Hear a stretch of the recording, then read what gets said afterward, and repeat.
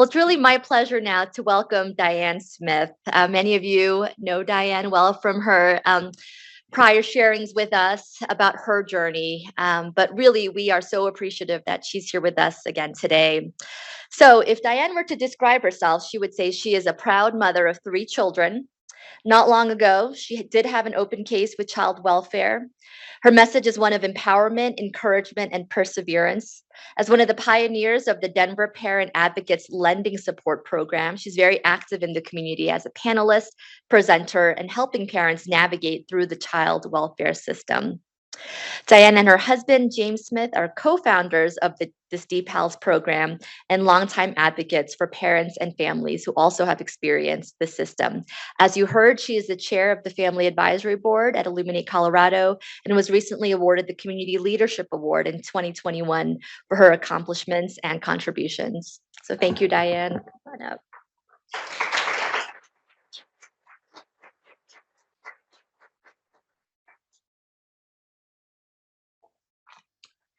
Thank you, Susan.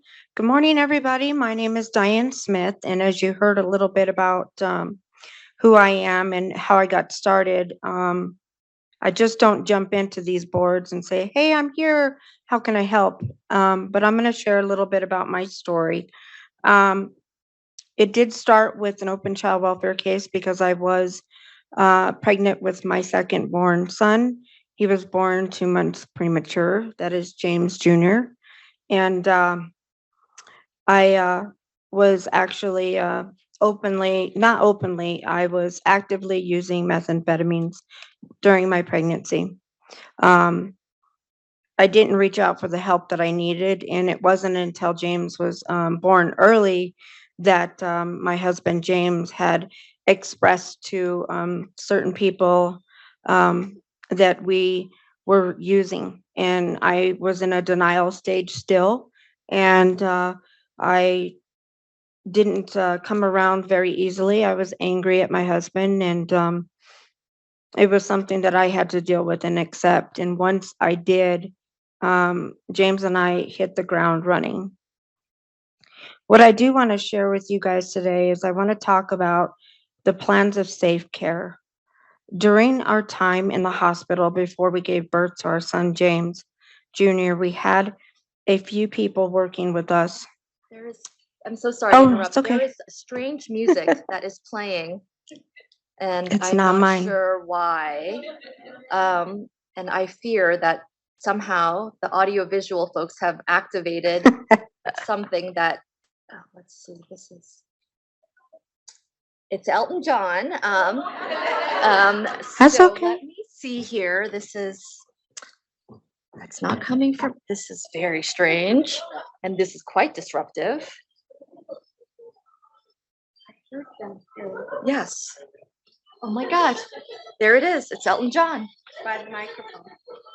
Let me see if this is one. Where is the mouse for this? Let me see here. Okay, let's see. Oh my God. And of course, this is logged in to a different system. Let me just turn this off. That's okay. Shut down. Okay. Okay. So sorry, Diane. Let me continue to share.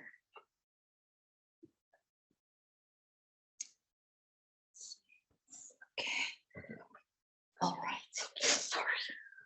Sorry, Rebecca, we're shutting you down. Anyway, so during our experience in the hospital, we were trying to go through that pre-birth stage because I had spent 2 months in the hospital prior to James's birth. And it was due to me being very sick and ill with preeclampsia, and I went fully eclamptic at that point due to my type 1 diabetes and just a lot of variants. Most importantly, it was probably due to my drug use. I don't know. The facts are there. So, but during the postpartum stage, our time with our nurses that gave us that empathetic approach was really important. And I remember the night nurse, she spent many hours holding our son, rocking him, giving him that comfort. And you know, it was just an empathetic care for an infant. And so I so appreciate each and every one of you that spend long hours holding those infants, taking the time to love on somebody's child who's been exposed to substances, because that to me is heartbreaking. Um, if I could do anything in the world, I would have changed my actions and my choices. So that brings me to where I am today. Um, what was helpful during that time was people's non preconceived opinions and biasness.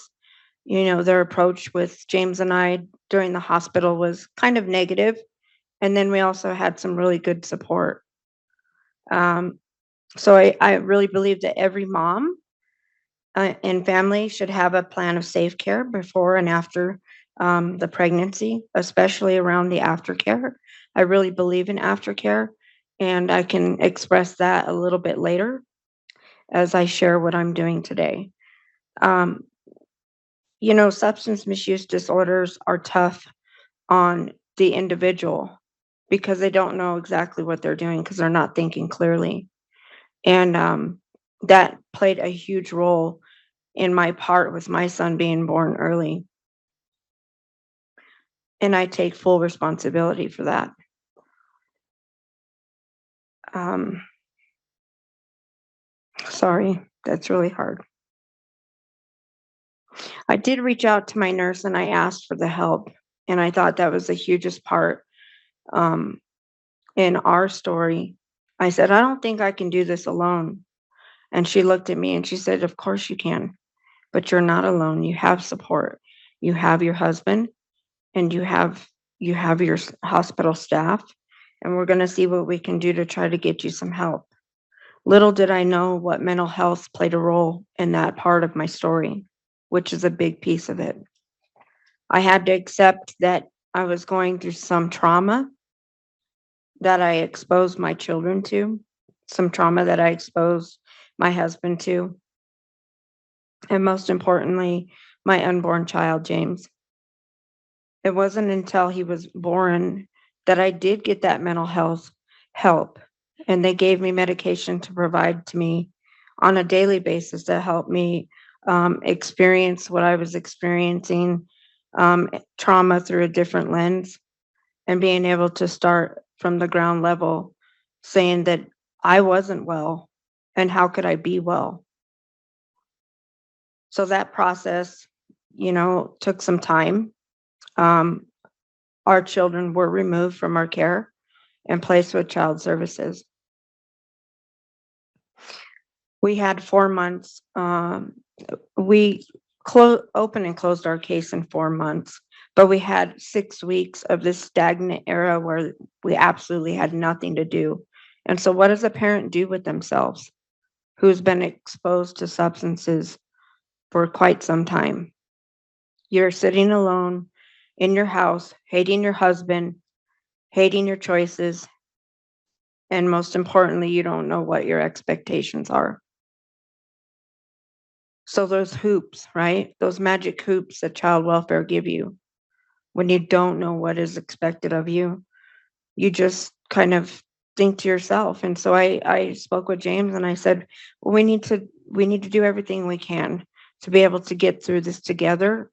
And most importantly, we're not splitting up. This is, we're not going to be divided. Um, because I do believe that we had a very strong foundation with ourselves, for our kids, and for our family. But I needed the doctors to understand, my reach for help was a stretch for me, and it was important. It was important for me to receive that help, and I'm glad I accepted it. We both needed that trauma informed care from that empathetic approach and connect us to the support networks of people like ourselves, which is now what I'm going to share what we're doing today. I have been clean and sober. James and I actually have been clean and sober for almost 14 years in September.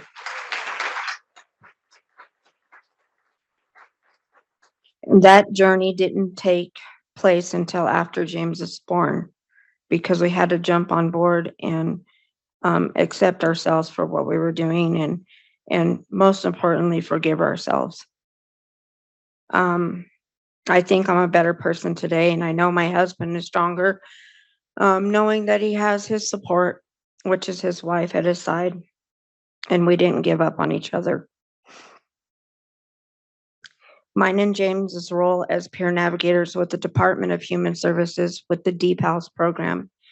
DPAL stands for Denver Parent Advocates Lending Support, which you heard Susan introduce me as a co-founder of that program, and I'm very proud of that. It is my baby today. And I just recently got hired on full-time with the department as a peer navigator in the DPALS program. So I walk along side by side with my parents as I work with them as they struggle through their own recovery, support, and sobriety. I give them the tools necessary to be strengthened. I give them a positive outlook, encouragement, and most importantly, that hope. I couldn't have done this without my entire team with human services as well as the nurse practitioners, which I really, everything was such a fog back then. And I wished I could have remembered those nurses because I'd like to go back and thank them. I kind of did when we went and had our daughter, not Mariah, I'm sorry, my daughter Jaya. I did this last year. My gosh, it's like a do-over. I told myself this, but our daughter Jaya was born in 2014 at the same hospital, Lutheran Hospital. And I did have a do-over of going back and speaking with the same exact social worker that came to my bedside to help me get through my trauma. And I told her, wow, you were seeing a different person, a different side of me. I have been sober for so many years now. And I just wanted to openly say that I thank you for giving me that support and hope and believing in me, most importantly. I could have asked a peer navigator to be a part of my process, but I didn't even know that was existing. It wasn't until I joined the Deep House program that I knew how strong and how evident based a program like ours could be for the parents that were experiencing the same thing I was going through. If I could change anything today, I would link my parents to a peer navigator almost immediately at their bedside or even before delivery. Aftercare is really important to me, a part of my program with DPALS, because parents are going through so much during their sobriety, and there are different things and different processes they have to encourage themselves to go through. And so matching them with the peer navigator is one thing that I would do. Secondly, I'd link them to a strength-based program, such as the Deep House program or a circle of parents with Illuminate Colorado. I would most definitely get them involved with the protective factors, as that is an evidence-based program.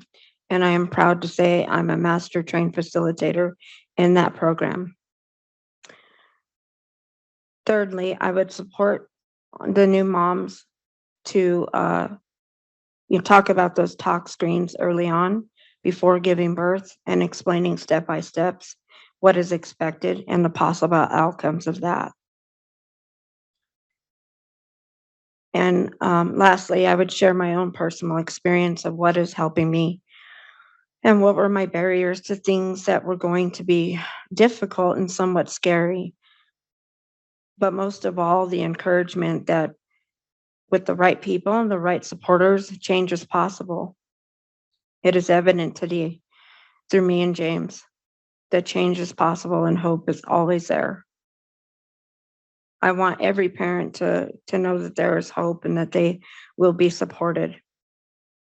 If you know anybody who would like to take an evidence-based training such as the protective factors or the RAP, which is called Wellness Recovery Action Plan, it's what you look like on your best day.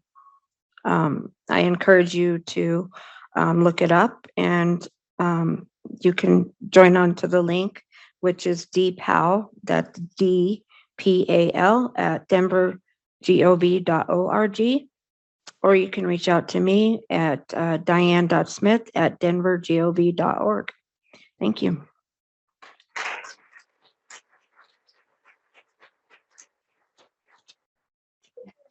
Okay. Thank you so much, Diane. I always learn so much, no matter how often, how many times I've met you and how often I've heard your story. So thank you always for being so vulnerable. Thank you. I believe you're willing to take some questions. Yeah. So any questions from the audience? I can get us started. You mentioned that there was this period of about 6 weeks where you were sort of in limbo. It was unclear what was expected of you. You were feeling awful. And yet you said that there was something that made you kind of dig deep and say, you're going to get out of this, and you engage your husband. And I'll be honest with you, when you were first starting to go into that, I thought, oh my goodness, was there a relapse here? And before there was something else that changed positively. And so how did you do that in that period when it seemed like it could be a period that feels so low and hopeless? What actually impacted you or gave you the strength or resilience to actually go in the opposite way? Thank you, Susan. Definitely was that resilience factor, because I had an experience prior to me giving birth to James Jr. I did have 3 other children taken by Human Services permanently. And so that experience built up that resiliency, but it also inflicted that fear and concern back into my life. I mean, my kids were gone again because of my own doing. And we did not relapse. We reached out with each other. We loved on each other. We made a pact for each other. And we were very hopeful in each other. So a lot of it was due to the love and concern for our family and how important it was to move quickly and to take action. And our case did open and close within 4 months, which is almost unheard of. So, and that goes like cold turkey, doing nothing, going from an Advent user every day during pregnancy or not. Um, you know, it was tough. It was tough, but I looked at James and I said, this is what we have to do. We have to make sure we're responding to Human Services. Now, don't get me wrong. The GAL, she scared the dickens out of me. And when the case, Explain what GAL is. yeah, it's a guardian ad litem. This is an attorney specifically that is, they care for the rights of the child, right? The best interests of the child. And so, yeah, she scared me pretty good. And I don't know why. It was just something about her. And really, when I got to know her, she wasn't that big bad boogeyman, right? It was the caseworker that was involved in our case, Rich Morales with Denver County. He was huge. He was huge. He believed in us and he gave us that hope. So, yeah. Other questions? You can, if you wouldn't mind standing up, we're trying to locate our mics, but if you can state your question out loud. Oh, wait a minute. Diane has found it. I found it with Elton John.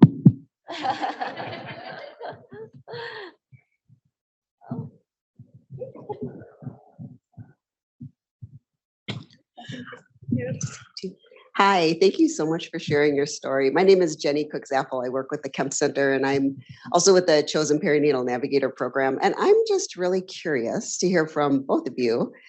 When you were pregnant, would there have been anything that anyone could have offered to help support you that you would have taken them up on?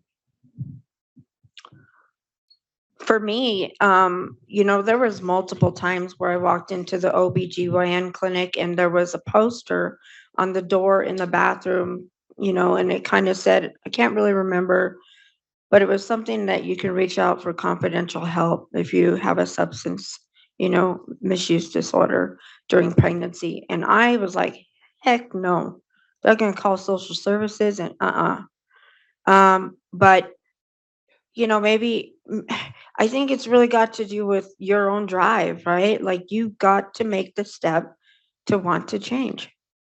I don't know that magic number or that magic uh, something that you can tell somebody other than to put somebody in there that's experienced it and say, look, I know this is scary.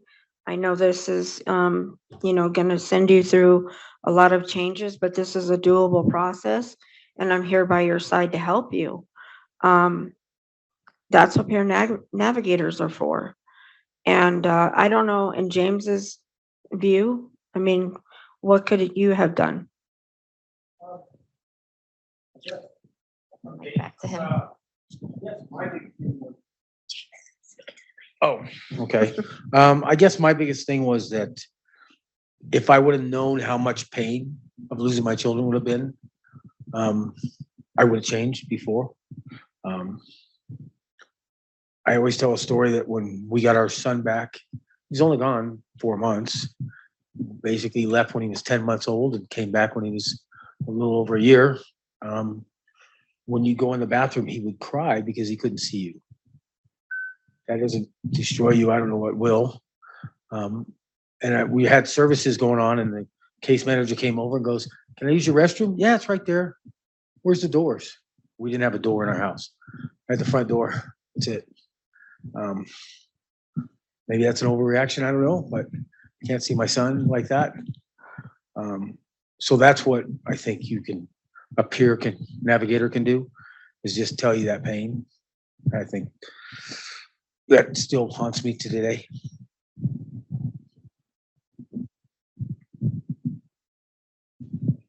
We have a question here, and then I'll bring it over.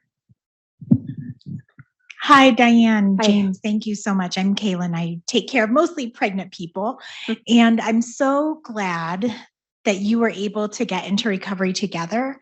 I'm wondering if you could give me some advice when I'm taking care of my patient, who's the pregnant person who might be interested or open to treatment, but partner or other family who live with this person are not at that point, and how we can start planning for when baby's born.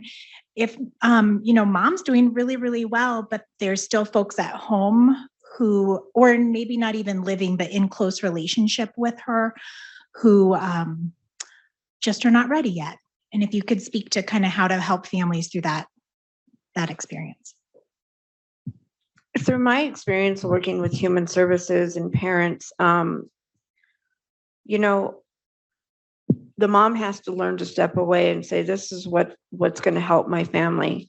I know that's a hard thing because maybe we're thinking about financials, or we're thinking about, healthcare. Like, I don't want to walk away, but most importantly, maybe, they really are a good couple together, but dad or mom, has this substance, issue. And even if it's within their family, they have to learn to encourage themselves to walk away. They have to do what's best for their child. And if that means a separation for now until the person gets some treatment, hopefully, great. And if that person doesn't, then reevaluate and assess, on a personal level, like, what is best for you? What is best for your newborn child? Can you see yourself raising a newborn child with somebody who has this addiction? I asked myself that. Can I have my baby knowing that James was using? That was scary. And I even expressed to James, we have to stop. This has to stop. What are we going to do? Right before child welfare came to our home. Sometimes, when I think about our story, if human services had not stepped in, where would I be? I probably wouldn't have my son, my daughter, who wasn't even born yet, but I wouldn't have my 2 sons for sure. And I probably wouldn't be with James because I know him. He probably would have reverted back to his criminal ways. Not that he's a criminal now, but he was. It's part of his history. But I made him a better man. And so, just having that support, you really have to encourage yourself to walk away. And we made a pact for sure in the beginning, and we told each other, well, what if somebody falls off the boat? Because we're both in the same boat together. Guess what? I'm not going to be with you anymore. You jump ship. I'm out of there. We made that pact with each other that we weren't, going to do that, because what was important was our child.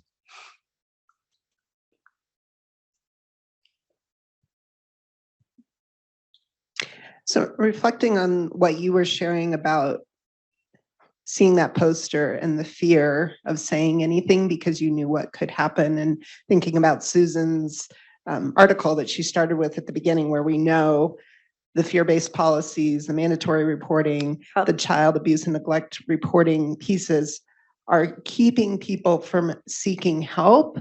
Do you have any thoughts for what Colorado could be doing better to make sure that other families are not either seeing that poster or looking at it and saying, no way, I'm not going to say anything because of that fear? Can we shift that from it not being you individually responsible, but our communities and our policies supporting people to seek help when they need it? Yeah, definitely thinking about that, it's always so punitive, irregardless of what we're doing. When parents have their children taken by human services and that call is made, it becomes a punitive status. The parent has to do X, Y, and Z on their treatment plan in order to have that reunification, or the child's not going to ever come home. And so taking away that punitive factor for the parent and linking them to supports and services early on. Reducing that biasness, reducing the stigma. We talk about that in our chosen, collaboration steering committee. We talk about it on the family advisory board. Like, how do we do, if we were to make a sign, what would we change on it? We would definitely reduce the language, because the language sometimes comes off harsh. We do have a question here in the chat. Do you have any suggestions for someone who is going through that alone? Maybe they don't have a partner, or the partner is not supportive. How can they build a support network like you had in your partner? I would exercise your 3 top supporters. And I do this exercise as my parents, where who would you call in a crisis, right? That's number 1. Number 2, if that person didn't answer, who would you call? Who would you contact? And if those 2 people weren't available, who would your 3rd person be? And so when you review these supports and you look at the strengths on that, and really, really just learn at the aspect of, you have to have 3 supports. Somebody's always there to support you. It doesn't have to be a family member. It doesn't have to be a professional. It could be your clergy. It could be, your sister's whatever. Just reach out to people that are going to be supportive of you. I think that being a peer navigator, I really learned that you have to be there on the drop of a dime when somebody is in that crisis. And that could be, a game changer if you're not.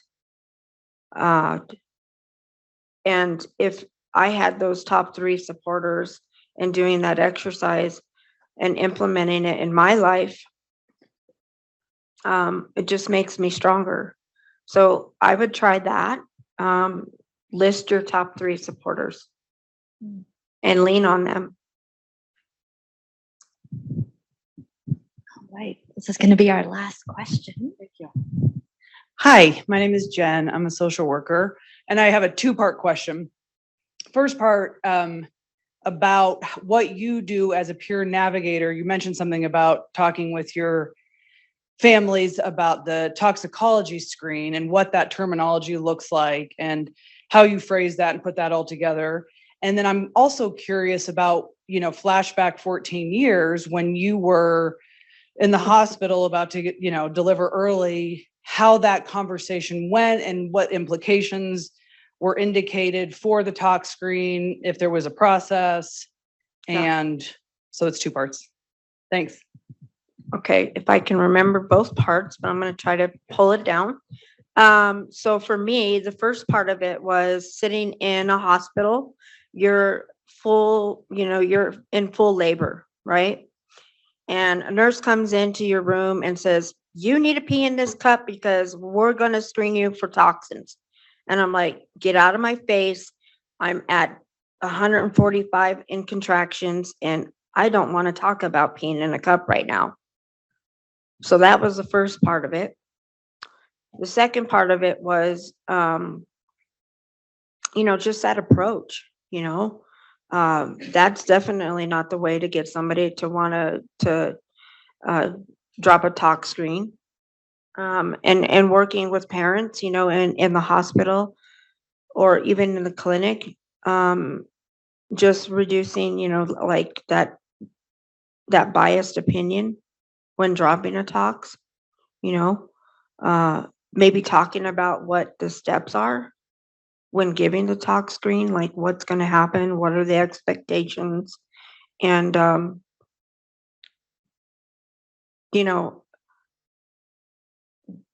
thinking about a tox screen, if you were asked in a hospital to drop one, or even at your clinic for people that you trust, that you go to on a weekly basis, 2 weeks, months, throughout your entire pregnancy, and they ask you, "Well, pee in this cup, we want to screen you for toxins."